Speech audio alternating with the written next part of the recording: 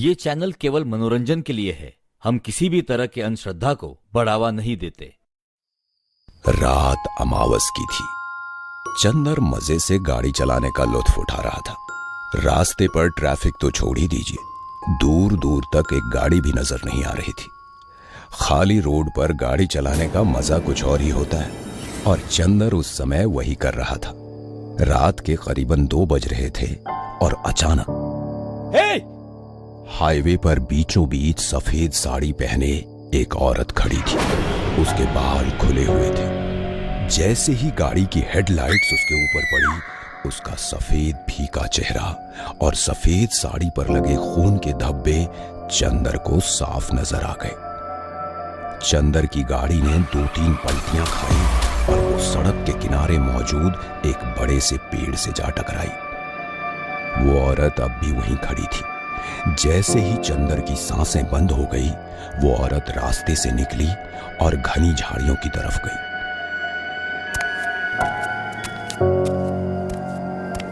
आज बड़ा शिकार मिला। ये अमावस की रात हमेशा कुछ न कुछ अच्छा दिलाती ही है।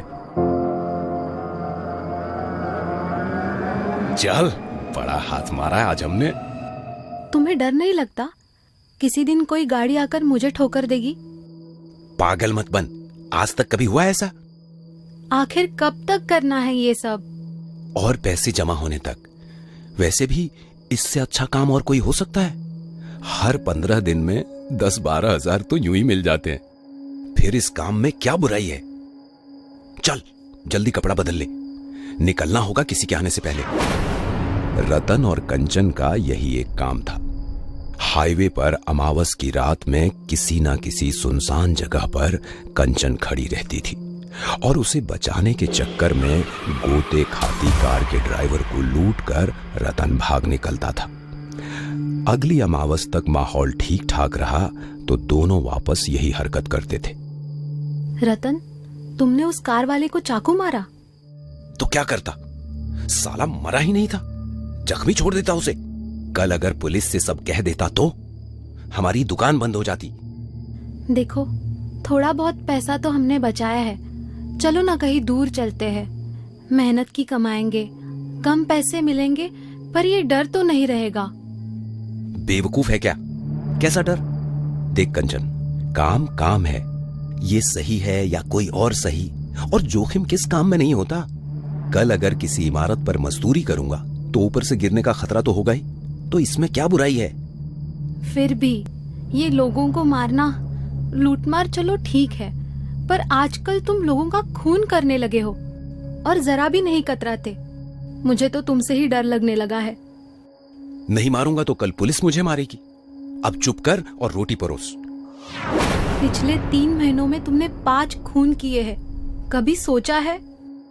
देख कंचन, और कुछ महीने फिर हम यहाँ से दूर चले जाएंगे, ठीक है? अब चुप रह और खाना खा। फिर एक बार अमावस की रात आ गई। कंचन और रतन तैयार थे। इस बार हल्की सी बारिश हो रही थी।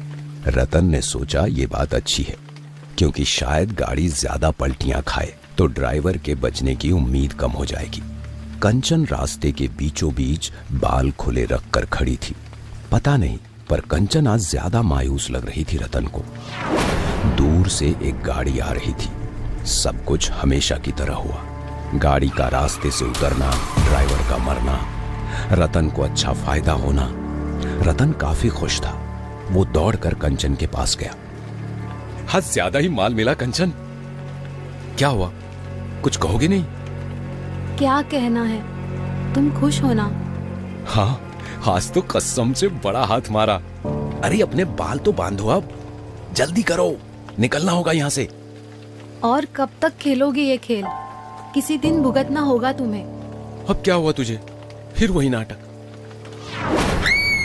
कंचन! कंचन सामने ही जमीन पर पड़ी थी। बदन से निकलते खून को बारिश का पानी फैला रहा था। किसी ने उसका पेट बुरी तरह से फाड़ा था।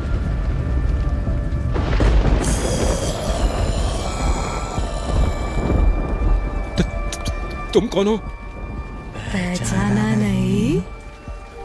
तुम आप जिंदा? ये वही औरत थी जिसे रतन ने एक्सीडेंट के बाद बेरहमी से चाकू चलाकर मार डाला था। उसका बेटा और पति तो पहले ही मर चुके थे, लेकिन अपनी आखिरी सांसें लेती हुई ये औरत रतन को ही देख रही थी, मानो उसका चेहरा अपने ज़हन में उतार रही थी। रतन ने बस एक मंगल सूत्र के लिए उसका गला चीरकर उसे मौत के घाट उतारा था। बचाओ! बचाओ! बचाओ!